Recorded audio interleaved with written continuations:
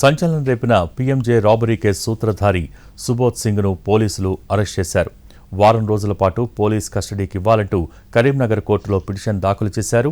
ఈ నెల 3వ తేదీన కరీంనగర్ పట్టణంలోని పీఎంజే జ్యువెలరీలో పనిచేస్తున్న ఉద్యోగులపై కాల్పులు జరిపి దోపిడీకి పాల్పడ్డ కేసులో ప్రధాన నిందితుడు సూత్రధారైన సుబోధ్ సింగ్ను బీహార్ రాష్ట్రంలోని పూర్నియా జైలు నుంచి పీటీ వారెంట్పై అదుపులోకి తీసుకున్నట్టు పోలీస్ కమిషనర్ గౌష్ ఆలం తెలిపారు.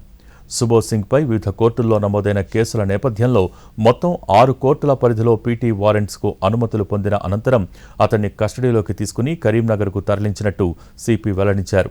అర్ధరాత్రి నిందితుడిని మెజిస్ట్రేట్ ఎదుట హాజరుపరిచినట్టు తెలిపారు.